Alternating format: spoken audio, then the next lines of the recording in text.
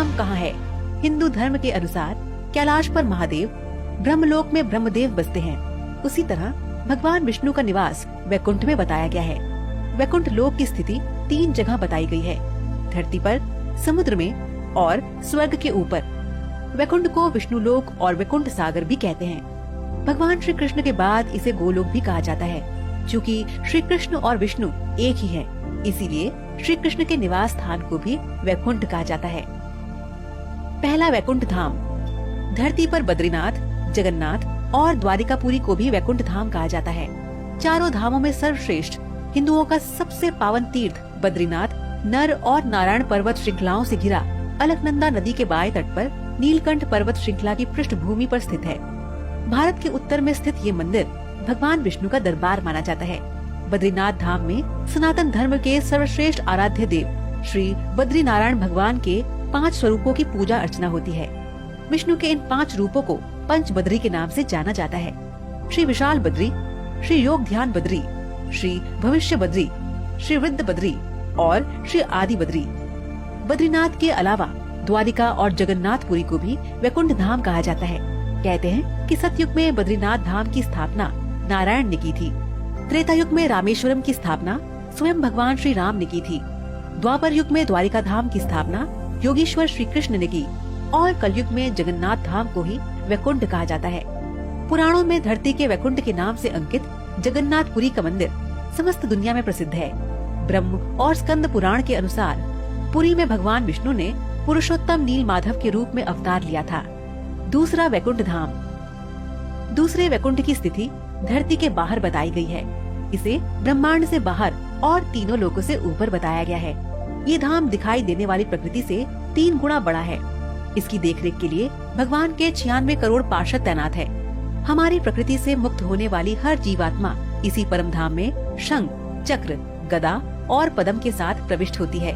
वहाँ से वह जीवात्मा फिर कभी भी वापस नहीं होती।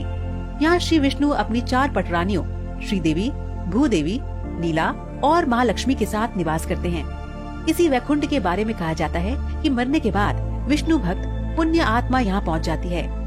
पुराणों के अनुसार इस वैकुंठ की स्थिति हमारे ब्रह्मांड के परे है।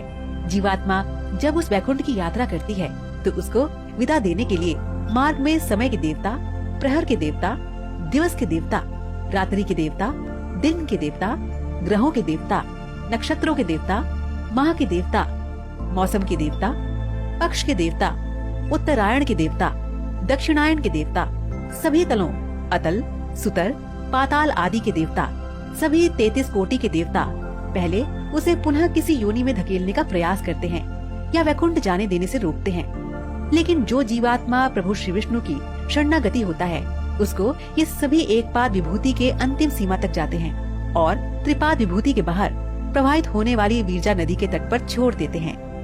इसी एक पाद विभूति में हमारा संपूर्ण ब्रह्मांड और सारे लोग अवस्थित हैं।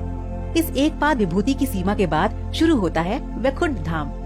पौराणिक मान्यता है कि इसी वैकुंठ धाम और एक पाद विभूति के मध्य विरजा नामक एक नदी बहती है। इस नदी से ही त्रिपाद विभूति शुरू होती है जो वैकुंठ लोक है। मुक्त होने वाली जीवात्मा को जब सभी देवता विरजा नदी तक छोड़कर जाते हैं तब वह जीवात्मा नदी में डुबकी लगाकर उस पार चली जाती है। उस पार से पार्षदगण उसको सीधे श्री हरि विष्णु के पास ले जाते हैं। वहाँ वह उनके दर्शन करके परम आनंद को प्राप्त करता है और इस प्रकार त्रिपाद विभूति में ही वह जीवात्मा सदा के लिए स्थापित हो जाती है। पुराणों में इस वैकुंठ धाम का बड़ा ही रोचक चित्रण किया गया है।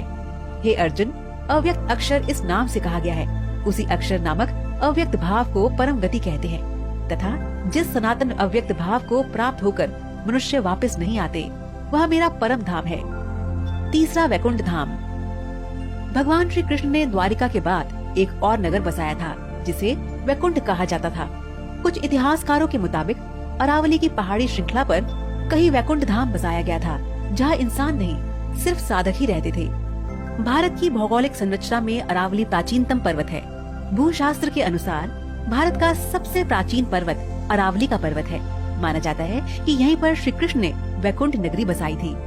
राजस्थान में ये पहाड़ दक्षिण पूर्व दिशा से चलता हुआ ईशान दिशा में करीब दिल्ली तक पहुंचा है। अरावली या अरवली उत्तर भारतीय पर्वतमाला है।